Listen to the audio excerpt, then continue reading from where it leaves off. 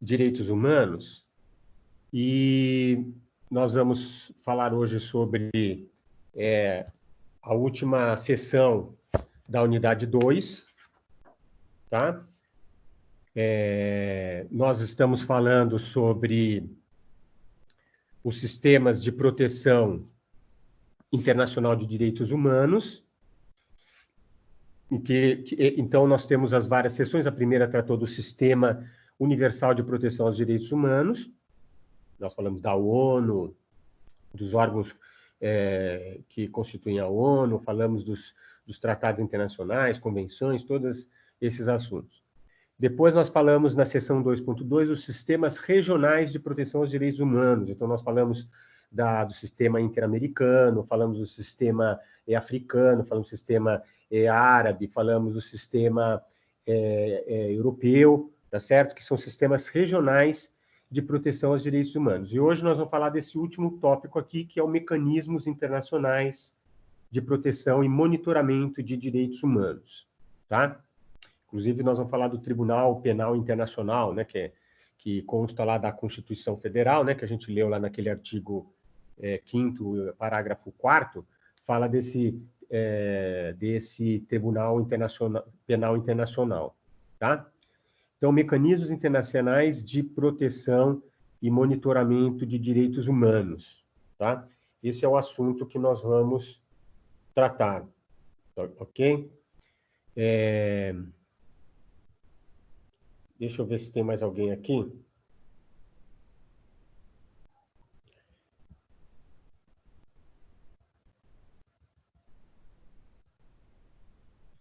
Então, esses mecanismos internacionais de direitos humanos, de proteção e monitoramento dos direitos humanos, a gente tem...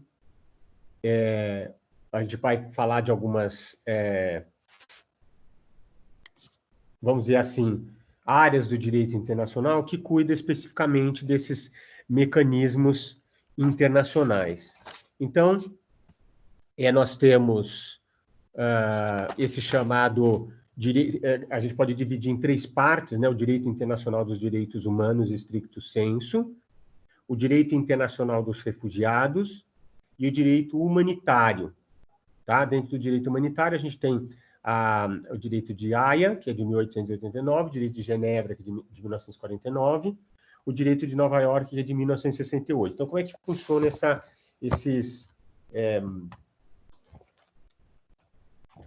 essa política que envolve o sistema de proteção aos direitos humanos? Então, veja, um direito internacional, ou seja, nós estamos falando de normas jurídicas internacionais, tá certo? Que vão tratar dos direitos internacionais. Vejam que nós verificamos que existem aqueles órgãos específicos que tratam dessas atividades que protegem os direitos humanos, né? Nós vimos, então, aqueles órgãos internacionais todos, seja a ONU, seja os órgãos regionais, tá certo? Mas existem relações entre países e que envolve direito internacional. Então, vocês terão uma disciplina específica de direitos internacionais sobre esse assunto. Por isso que o direito internacional ele se aproxima de algumas questões de direitos humanos, né? E um dos princípios que rege essas normas internacionais é o princípio da universalidade, tá? Então, é um conjunto de normas e instituições, políticas e jurídicas que estão destinadas a proteger a pessoa humana e são orientadas por esse princípio da universalidade, tá? Então, esse direito internacional de direitos humanos, a gente poderia chamar em 3 vertentes especiais, que são aquelas que nós estamos falando: direito internacional dos direitos humanos, stricto sensu, direito internacional dos refugiados, direito humanitário. O direito internacional dos direitos humanos, stricto sensu, né, que a gente estudou na seção 2.1, porque nós vimos alguns órgãos que tratam desse direito internacional de direitos humanos, stricto sensu, né? Nós temos aqueles 9 grandes tratados internacionais que a gente falou, com o mecanismo, tem aqueles mecanismos convencionais e extraconvencionais. Então, são mecanismos convencionais, são aqueles pactos todos que foram celebrados para que os povos se orientassem sobre essas ideias de uma união das nações, que foi criada através da ONU, para atender a proteção dos direitos humanos, tá? Então, e a gente pode incluir ainda, além desses 9 pactos e aquela organização toda da ONU que a gente viu, né? A gente tem o trabalho do Conselho de Direitos Humanos, que é um órgão que monitora as violações cometidas pelos 47 Estados-membros da ONU, tá certo? E o Alto Comissariado das Nações Unidas para Direitos Humanos, que também tem essa função de monitorar eventuais violações. A gente falou isso lá na unidade 2.1. Então, essa é a unidade do Direito Internacional de Direitos Humanos, que fala de direitos humanos em estrito sensu. Aí a gente tem uma segunda versão, que é composta pelo Direito Internacional dos Refugiados, que é composto principalmente pela Convenção de Genebra de 1951 e seu protocolo adicional de 1967. A gente já falou dessa convenção lá nas sessões anteriores, tá? Então, são normas criadas como resposta ao deslocamento em massa de milhares de pessoas durante a Segunda Guerra Mundial, porque a Segunda Guerra Mundial causou vários problemas nacionais e internacionais, levando à migração de pessoas por conta da guerra e também da escassez de alimentos, essa coisa toda, porque todo o comércio fica paralisado, né? Então, e a guerra também leva à destruição de famílias, de povos, etc. Então, essa massa de pessoas afetadas aí pela violação dos direitos humanos levou a essa convenção e essas questões que envolviam aí os direitos internacionais, tá? Mas acontece que depois da Guerra Mundial, então eles cuidaram inicialmente daqueles que eram afetados pelas guerras. E depois, em seguida, eles começaram a atuar desse direito internacional dos refugiados para aquelas pessoas que foram perseguidas em razão de raça, religião, nacionalidade, grupo social, como consequência daquilo que eles observaram na Segunda Guerra Mundial. Então, a ONU criou, em 1950, o Alto Comissariado das Nações Unidas para os Refugiados, que é chamado Acnur, tá certo? Que foi, então, de 1950, que é até hoje responsável por assistir essas pessoas que são os refugiados, tá? E vocês veem que está tendo, ainda continua havendo esse problema dos refugiados, a gente está vendo o problema que ocorreu, que ocorre, tá? E se iniciou já há um certo tempo, né? Na Europa, por causa das guerras ali na região do Oriente Médio e os refugiados que vêm dessas regiões para a Europa. Então, isso é muito comum encontrar isso. Também da África, de outras regiões, tá? E a terceira vertente dessas normas internacionais é o direito humanitário, tá? Então, o direito humanitário compõe também esse direito internacional dos direitos humanos, tá? E ele é constituído por vários tratados internacionais que procuram disciplinar a conduta dos beligerantes e também a respeito das vítimas de guerra, tá? Então, eles foram compostos por 3 corpos normativos, que são esses daí. O direito de Haia, de 1899, tá certo? O direito de Genebra, de 1949, e o direito de Nova York, que é de 1969. Tá? Desculpa, 1968. Ok? Isso depois vocês também vão estudar em direito internacional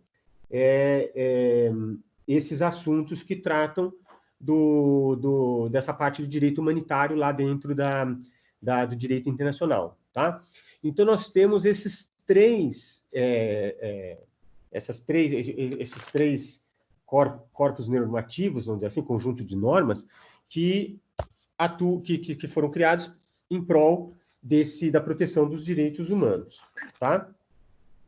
Esse direito de Haia de 1899, né, ele corresponde ao direito da guerra propriamente dito, né?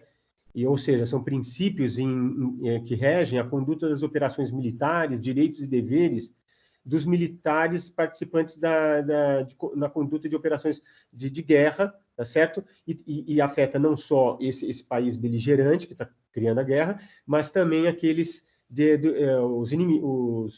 o país que está sendo inimigo desse povo, tá? E os povos que são as pessoas que são afetadas. Então, o direito vai regular direitos e deveres gerais dessas pessoas que são afetas à guerra, tá? Elas respeitam regras militares das partes em conflitos e os princípios de humanidade, tá? Esse corpo de regras da Convenção do Direito de Haia, né, que começa com as convenções que foram feitas em Haia, em 1889, e foram revistas em 1907, tá? E também protocolos adicionais à Convenção de Genebra, de 1949, que compõem esse conjunto de normas que tratam aí de questões de guerra, tá? O direito de Genebra, que é de 1949, ele é composto também por convenções ocorridas em 1949. Então, são 3 convenções, basicamente, né? Que é a primeira convenção de Genebra, que protege os feridos e doentes das forças armadas em campanha. O segundo a segunda convenção de Genebra, ela protege os feridos no mar, tá certo? E a terceira convenção que protege os prisioneiros de guerra, tá? Então, temos lá o direito de Haia, o direito de Genebra, tá? São algumas dessas funções aí desse direito, né? A apostila não falou sobre o direito de Nova York, eu acabei não fazendo uma pesquisa, mas compõe essa parte aí que diz respeito aos direitos, direito humanitário. A gente tem outros órgãos também que compõem esse conjunto de direitos. Então, nós temos o Comitê Internacional da Cruz Vermelha e temos também o Tribunal Penal Internacional. A gente já vai falar sobre o Tribunal Penal Internacional, mas antes, só comentar que esse Comitê Internacional da Cruz Vermelha, né, ele é um órgão privado, tá certo? Que foi reconhecido como detentor de legitimidade para exercer essa função de atendimento, principalmente médico, né, que é famoso a Cruz Vermelha pelo atendimento médico, mas também de trazer alimentos, uma série de coisas assim. Ela foi fundada lá por um suíço chamado Henri Dunant, em 1863, após ter presenciado os horrores da Batalha de Solferino, que é uma batalha que ocorreu lá. Essa possibilidade foi reconhecida pela Convenção de Genebra, em seu artigo 10, que instituiu essas altas partes contratantes, né, dentro do sistema. E a Cruz Vermelha passou a ser um órgão que, embora privado, atuava aí como uma forma de garantir, atender essas pessoas que eram principalmente as vítimas de guerra, né? Então, como ela ficou até famosa, tem até vários filmes históricos que falam aí de guerras mundiais, né, das guerras mundiais, eles falam do papel da Cruz Vermelha, né? E aí, então, a ONU acabou admitindo, né, que esse órgão humanitário poderia atuar em prol dos direitos humanos, e então os países membros podem socorrer da Comissão Internacional da Cruz Vermelha como um apoio, embora ela seja uma entidade que seja privada, que não esteja fazendo parte aí desses órgãos internacionais, tá? Ele é a única organização, então, não governamental com personalidade jurídica internacional que tem essa função, tá? É bom lembrar que, quando a gente está falando de guerra e disputa de poder, né, nós podemos observar aí as mais graves violações de direitos humanos. Então, por isso que a gente está falando dessas normas todas, principalmente aquelas que nós falamos anteriormente, lá do direito de Haia, que cuida de guerra, e depois da proteção às pessoas que são afetadas, exatamente pelas causas que essas guerras e as disputas de poder levam, tá? Porque são verdadeiras atrocidades que a gente vê em função da guerra, tá? E como consequência disso, muitas vezes, se não quase todas as vezes, né, nós temos uma série de crimes internos e internacionais que são cometidos, tá certo? Então, existia um órgão dentro da ONU que cuidava das questões como uma espécie de tribunal penal internacional, mas esse tribunal funcionava ad hoc. O que quer dizer essa expressão ad hoc? Quer dizer para esse momento, para aquela circunstância. Então, esses tribunais, eles eram temporários e não eram constituídos, e muitos juristas criticaram esse posicionamento desses tribunais, porque eles violavam direitos internacionais, várias garantias, por exemplo, o juiz natural, princípio da legalidade, o devido processo legal, ampla defesa, etc. Né? É preciso que o tribunal já esteja instituído antes da ocorrência dos fatos criminosos. E esses fatos, um deles que ficou famoso foi o Tribunal de Nuremberg, que cuidou das atrocidades de guerra, mas, na verdade, eles só analisaram as questões contra os nazistas. Tá? E você sabe que a guerra você tem violação de ambas as partes que funcionam na guerra. Claro, está em estado de guerra, não tem mais normalidade. Mas o fato, claro, que todo o crime que ocorreu em função do nazismo foi absolutamente uma falta total de humanidade, né? Violações que foram verdadeiras atrocidades, né? Mas veja que, em termos de direito, existe essa questão. Você tem que saber qual é o juiz que vai cuidar daquela causa, tá certo? Então, você tem que ter um tribunal anterior já constituído para que você possa ter o acesso a esse tribunal como seu juiz natural, no caso.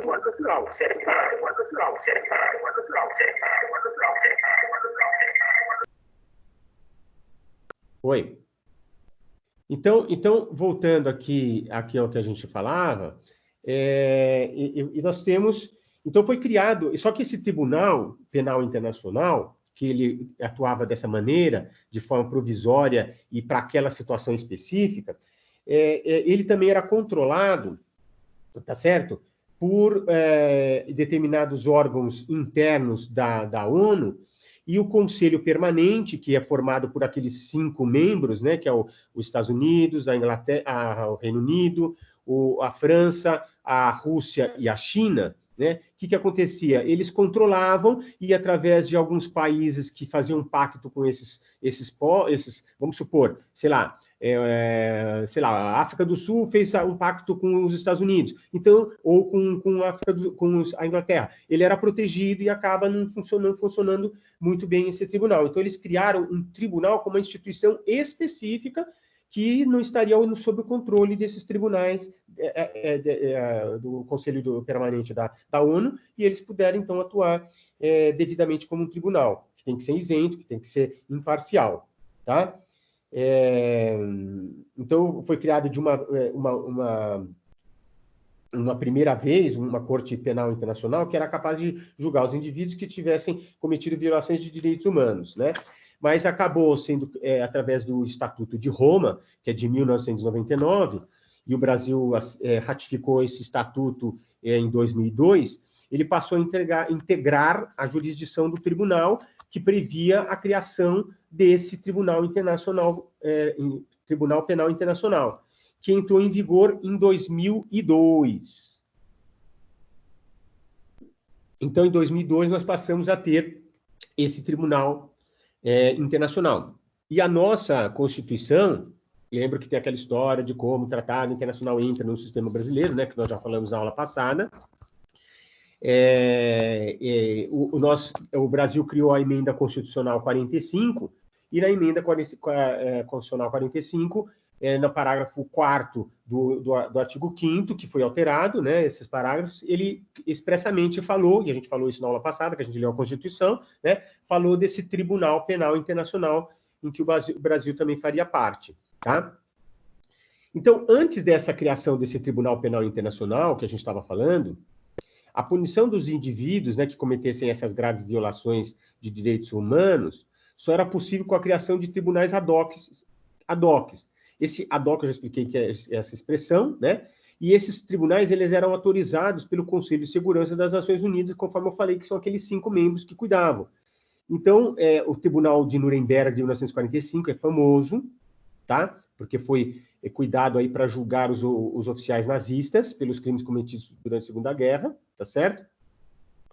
Segunda Guerra Mundial. E o outro tribunal que a gente conhece é o Tribunal de Tóquio, porque os japoneses se aliaram aos alemães e aos italianos na Segunda Guerra Mundial. E aí, esse Tribunal de Tóquio, que é de 1946 até 1948, ele foi criado para julgar os oficiais japoneses pelos crimes cometidos também na Segunda Guerra Mundial. Tá?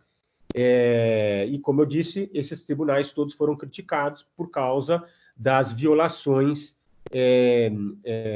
as violações de garantias constitucionais, que a gente já falou, como o princípio da legalidade, juiz natural, devido processo legal, ampla defesa, contraditório, uma série de coisas aí que poderiam ser discutidas, tá? e são chamados tribunais de exceção. E o Brasil, ele não admite tribunais de exceção pela Constituição, então isso eu preciso ressaltar. Você precisa ter uma estrutura judiciária organizada para saber que você será, se a pessoa comete algum crime, ela será julgada em tal juiz natural, aquele juiz que está já dentro daquela organização judiciária, tá certo? Então, e mesmo nesse âmbito internacional, era necessário que se criasse um tribunal que tivesse essas funções, para que, existente esse tribunal, pudesse haver julgamentos dessa natureza, uma vez que envolve questões internacionais, né?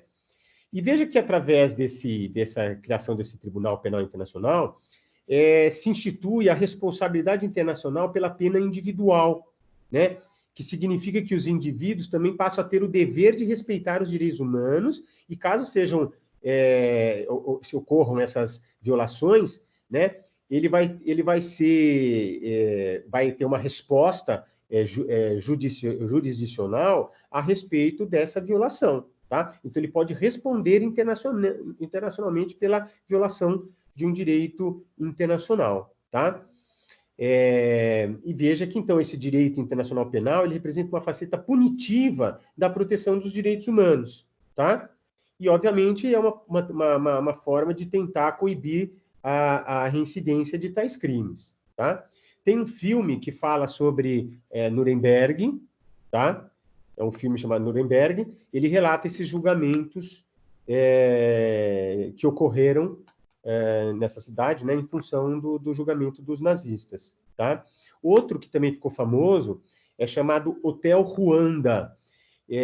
Conta a história de um genocídio praticado entre grupos rivais de Ruanda, tá certo? Que então tem um hotel, né, onde tem um certo comitê internacional, algumas pessoas internacionais que participam estavam presentes lá no hotel, né, e passam a observar as violações de guerra, porque haviam dois grupos étnicos que não se davam bem, que eu não me lembro agora o nome, Zulus, e um outro lá, não me lembro qualquer, eles entraram em conflito, e é muito interessante esse filme Hotel Ruanda, porque ele vai contar depois como é que foi, por causa do genocídio, como é que foi o julgamento dessa situação. E o pior é que, quando ocorriam essas atrocidades, a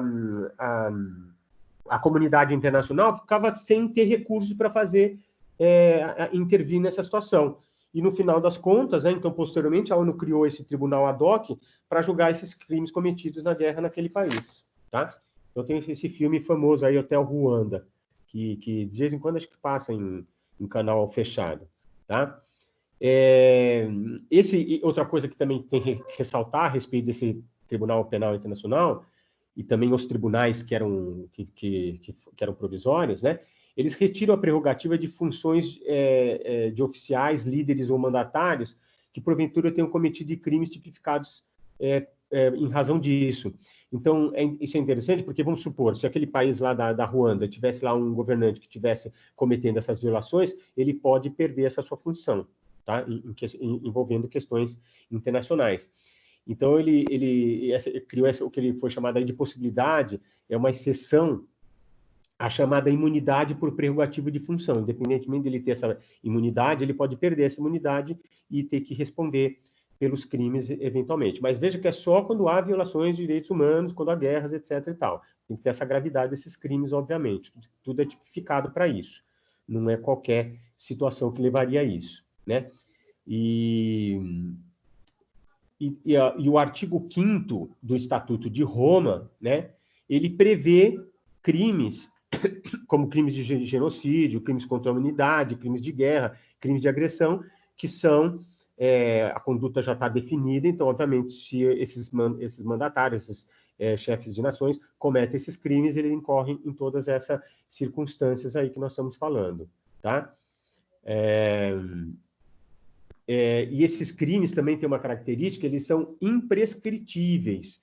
O que quer dizer um crime imprescritível? Ou seja, ele não vai prescrever e a pessoa pode responder a qualquer momento, né? Você sabe que a prescrição, ela extinguiria o crime e a ação penal para poder julgar o crime. Então, o que acontece? Você não tem mais como acusar a pessoa, denunciar a pessoa. Mas, como são imprescritíveis, você tem essa possibilidade aí, tá? Mas obviamente, a imprescritibilidade, ela vai até o passado, ela só retroage à data em que foi criado o Estatuto de Roma, ou seja, em 1998, por causa da retroatividade das leis, né? Quando surgiu o tribunal e surgiram esses crimes, isso surgiu em 1998. Então, a lei, a pessoa não pode ser prejudicada a lei não pode ser retroativa prejudicando o réu. Então, se tiver alguém numa situação que seja ré de algum crime, que tenha cometido antes de 1998, a lei não pode retroagir para prejudicá-lo. Só a partir de 98 é que nós temos isso, mas ela é imprescritível a partir daí. Tá? Outra coisa é que o Conselho de Segurança das Nações Unidas, ele possui, segundo a inteligência do artigo do capítulo 7 da Carta da ONU, a possibilidade de autorizar a criação daqueles tribunais penais internacionais ad hoc, né? Ou seja, são destinados especificamente para julgar crimes cometidos durante determinados conflitos.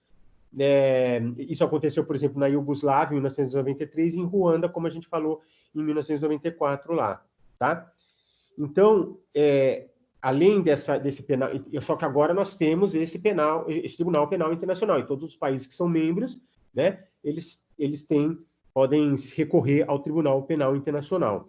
Mas ainda há uma outra categoria de tribunais penais internacionais que podem ser criados de forma mista, que podem ser criados pelo Conselho de Segurança, que são chamados tribunais híbridos ou mistos. Então, esses tribunais mistos e híbridos, ele tem uma estrutura nacional e internacional, ou seja, ele conta com uma parceria entre as instituições nacionais e também com a ONU, para auxiliarem na reconstrução da justiça nacional pós-conflito. Se um país estiver nessa condição, ele pode se utilizar desse tribunal penal híbrido ou misto.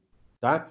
Exemplos dessa situação: o Tribunal Especial do Líbano, de 2005, as Câmaras Extraordinárias do Camboja, de 2003, o Tribunal Híbrido para o Timor-Leste, em 2000, e o Tribunal Híbrido de Serra Leoa, também em 2000, que são notórios aí. Esse de Serra Leoa, eu acho que também deve ter um filme sobre isso aí, se eu não me engano. Tá? Mas esses tribunais híbridos e tribunais mistos, eles são ad hoc, ou seja, são feitos para aquela circunstância lá. Estão submetidos a uma vontade política do Conselho de Segurança da ONU, o que muitas vezes inviabiliza a punição de crimes cometidos aí pelos aliados dos Estados-membros. Por isso que é um problema que ocorre, né? Somente esse Tribunal Penal Internacional, que é um tribunal permanente e que independe do Conselho, e, portanto, ele tem mais isenção, mais imparcialidade para julgar essas questões internacionais, tá? Esse Tribunal Penal Internacional, ele tem sede em Haia, tá certo?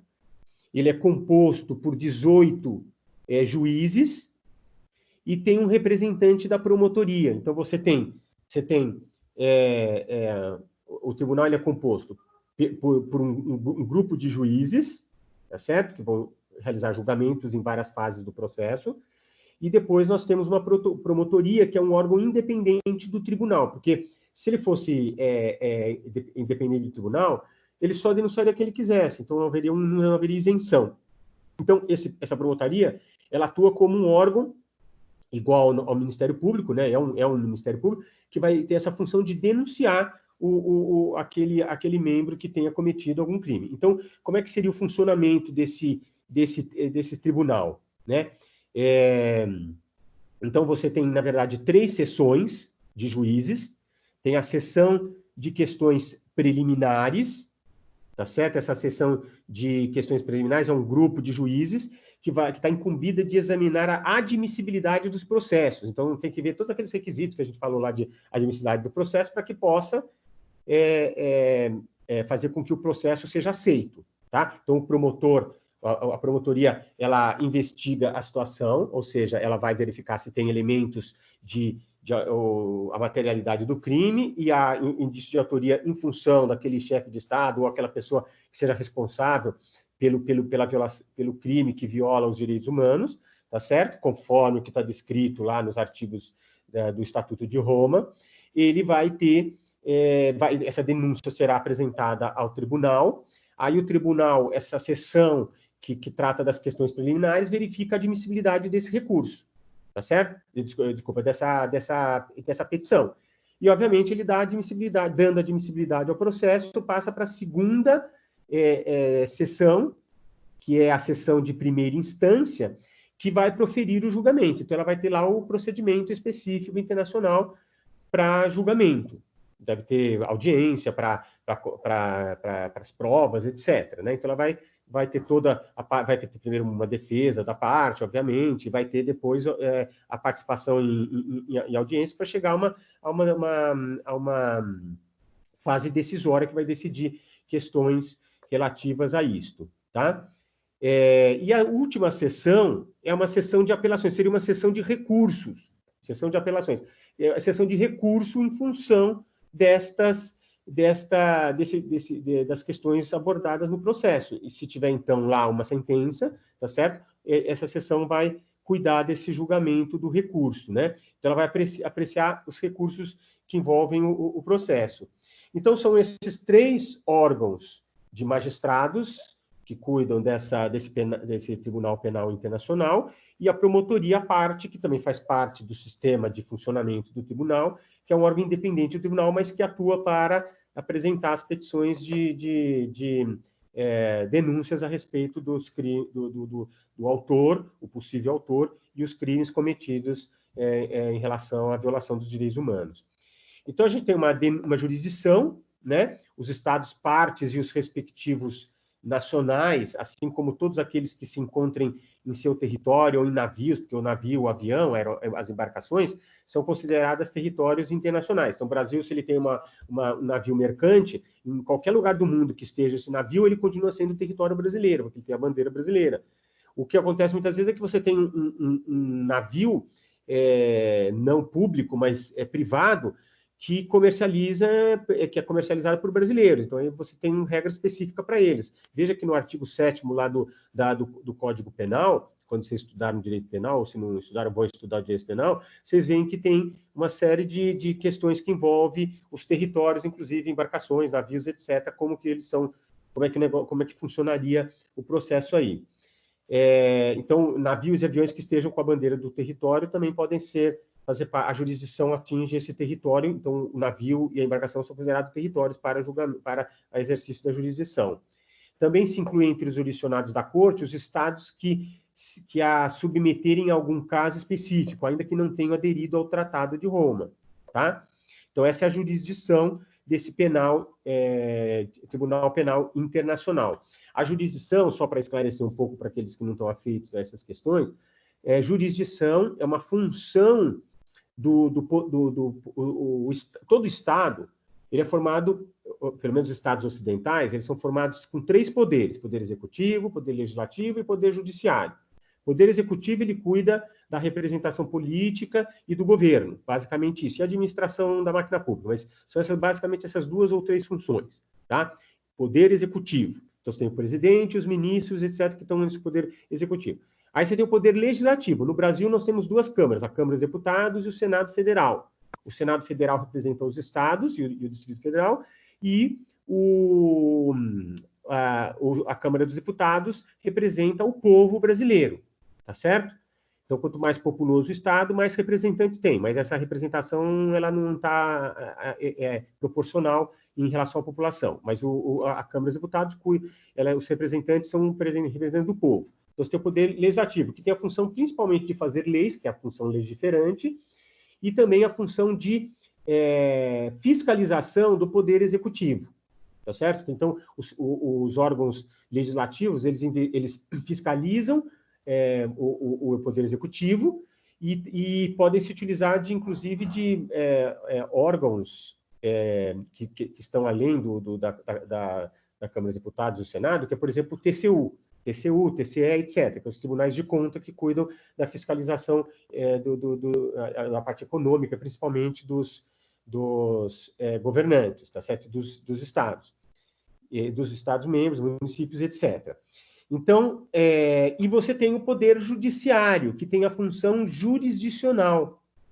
Isso que nós estamos falando foi um estudo que começou lá com Montesquieu, tá certo? Que fala da teoria da tripartição dos poderes. Na verdade, começou com Aristóteles, mas não vem ao caso aqui. Porque Aristóteles já tinha falado que o poder tinha essas funções.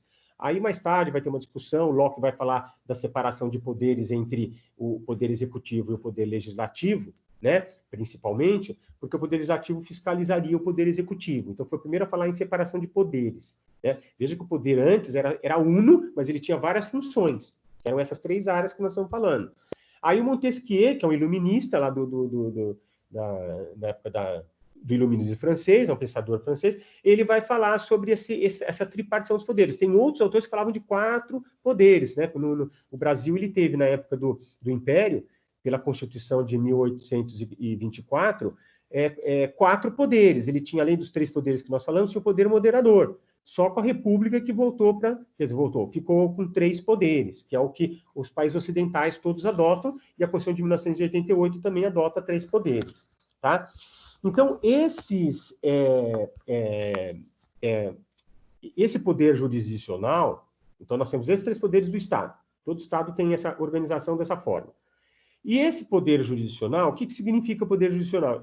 A jurisdição é a aplicação do direito ao caso concreto. Como as pessoas vivem conflitos, é só olhar para a rua a gente vê os conflitos acontecerem, tá certo? Como é que se resolvem esses conflitos? Esses conflitos são aplicados através da aplicação do direito ao caso concreto. Mas quem que vai fazer isso? Tem que ser um julgador. Só que esse julgador ele tem que ser imparcial, ele tem que ser justo. Ele tem que buscar com essa solução do conflito a paz, porque uma sociedade não consegue viver em conflito. O Estado não comporta uma situação em que você vive em estado de guerra, tá certo? Por isso que é um absurdo a gente saber que o Brasil tem 60 mil pessoas que morrem, quase 60 mil pessoas que morrem ao ano. Isso é um absurdo. Porque a função do Estado é trazer a ordem, a paz, a justiça, a segurança, e ele não está trazendo. Então, essa jurisdição é uma função do Poder Judiciário para trazer essa paz social. Como? Aplicando o direito ao caso concreto. Tá certo? Só que acontece que você tem, então, a jurisdição, ela funciona dessa maneira. Então, cada país tem a sua jurisdição. Por quê? Porque o Estado é composto pelo território, pelo povo e poder soberano. Então, esse poder soberano, ele está expresso na nossa Constituição. Foi o que a gente quis que fosse, o pacto social que nós fizemos é a nossa Constituição de 88, atualmente. Então, ela estabelece que o Poder Judiciário ele tem uma determinada função e ele é organizado de uma determinada maneira. E o direito nacional, ele é formado no topo da pirâmide, nós temos o direito constitucional. Não vamos discutir agora a Kelsen, que falar da norma jurídica fundamental, que é outro problema. Mas a gente tem no topo das normas, nós temos a Constituição e as normas infraconstitucionais, que são vários tipos de normas. Lei complementar, lei ordinária, resoluções, enfim, tem vários outros atos normativos. Está lá na Constituição, no artigo 59, se eu não me engano. Então, você tem os atos normativos que são essas normas infraconstitucionais, e a Constituição, que é a norma constitucional. E aí nós temos a questão dos tratados internacionais, que são esses direitos que nós estávamos mencionando nos slides anteriores, né? Nós estamos falando aqui desse direito internacional, Direito Internacional dos Direitos Humanos, stricto sensu, direito internacional dos refugiados, tá certo? E o direito humanitário, que são direitos internacionais. Mas é só através dos tratados, convenções e pactos que isso pode ingressar no sistema brasileiro. E entra daquela forma que nós falamos na aula passada, ou como norma constitucional, se seguir os requisitos lá da emenda constitucional, ou ele entra como norma infraconstitucional, que a gente falou lá do Pacto de São José da Costa Rica, tá? Que foi um caso assim. Então, a jurisdição é uma função estatal, tá certo? Que é exercida pelo Poder Judiciário. E o Poder Judiciário, a jurisdição significa a aplicação do direito ao caso concreto para resolver o conflito e trazer a paz social. Então, é isso que é essa jurisdição. Mas no caso da jurisdição internacional, ela tem que ter... onde é o território dela? Aqueles lugares daqueles Estados membros e respectivos nacionais que façam parte desses Estados membros. Tá certo? Só que a gente falou que não são só esses, mas também aqueles que são jurisdicionados da corte, né? Aqueles que se submetem provisoriamente ou por um caso específico à corte. Portanto, eles também passam a ser jurisdicionados e a jurisdição alcança também esses países, ainda que eles não tenham aderido ao tratado do Tratado de Roma, como a gente falou lá, tá? O Estatuto de Roma, tá? Ainda sobre essa estrutura internacional que a gente falou, tem a questão da jurisdição, tem a questão da denúncia. Ela inicia por uma representação à promotoria, então alguém faz uma denúncia para a promotoria, fala, está acontecendo assim, fulano tal está sendo acusado, não sei o que lá, tal, está tendo violação de direito no país tal. Aí, então, essa representação à promotoria é subscrita por algum Estado parte ou pelo Conselho de Segurança da ONU, ao abrigo do capítulo 7º da Carta das Nações Unidas, ou ainda por uma investigação aberta pelo próprio parquê, pelo próprio Ministério Público. Então, isso pode chegar, então, à corte. Então, veja, primeiro passa para essa promotoria. A promotoria vai formular a denúncia e vai apresentar isso para o tribunal. E aí, então, aqueles magistrados lá da seção de questões preliminares vão verificar a admissibilidade dessa denúncia, tá? E o processo, porque veja, quando há denúncia, você tem um requerimento da denúncia, aí você tem a denúncia para o tribunal. Quando os juízes admitem essa denúncia, vai dar início a um processo. Quem deu início foi o Ministério Público, lá, a Promotoria Internacional. Então, ela é que dá início ao processo, mas ele só vai ter continuidade até chegar à sentença, até chegar à conclusão, ou seja, à decisão, pelo impulso que o tribunal vai dar. Então, e aí surge isso que a gente chama de processo, que significa que o processo são duas coisas. A figura externa do processo é o procedimento, são os atos encadeados até chegar a essa tutela jurisdicional, até chegar à sentença. E, por outro lado, a relação jurídica formada. Formada por quem? Por aquele que começou a denúncia, que foi o Ministério Público, o Estado, o órgão julgador, e o réu, que vai ser aquele que vai integrar aquela relação, porque ele vai ter que se defender das acusações, o Estado-membro ou aquele mandatário que responde pelos crimes cometidos. Tá? Então, esse processo se inicia pela admissão daquela sessão de questões preliminares, tá certo? E o processo, então, vai ter a sua continuidade até chegar ao momento decisivo, que é a sentença, que é a decisão. Além disso, quando é feita essa denúncia, a promotoria pode requerer a prisão preventiva do acusado. Então, pode ocorrer uma prisão preventiva internacional para aqueles que são signatários do Estatuto de Roma e que aderiram ao Tribunal Penal Internacional, cujos crimes são aqueles específicos do Estatuto de Roma. Não é qualquer coisa que acha que pode haver denúncia que pode ser feito como reclamação na ONU. Isso não adianta, isso é besteira, tá certo? Tem que estar dentro daquilo que a gente conhece como direito penal, no caso, o direito penal internacional, porque segue regras internacionais do direito, tá? E, obviamente, isso vai levar, então, à punição daqueles mandatários, chefes de Estado, tal, que violaram direitos, e o Estado, parte que também atuou dessa maneira, tá? Então, eu acho que, basicamente, era isso que eu queria falar sobre o direito penal internacional e completar o que a gente vinha falando até agora, porque nós falamos inicialmente, nós falamos nessa unidade do Sistema Universal de Proteção aos Direitos Humanos, então nós falamos da ONU e dos órgãos internos, os pactos, tudo que compõe esse órgão fundamental aí que trata da proteção dos direitos humanos internacionalmente. Depois nós falamos de sistemas regionais. Esses sistemas regionais incluíram o sistema interamericano, e que foi com a criação da OEA, tá certo? E os seus órgãos internos, né? E os pactos e convenções, a Convenção Interamericana, que é a convenção lá do Parque São José da Costa Rica, que fundamenta toda a atividade desses órgãos. Nós falamos também do sistema europeu, tá certo? Falamos que é bastante interessante, né, o sistema europeu, porque envolve questões leis das guerras, então isso tem muita jurisprudência que foi criada a partir disso.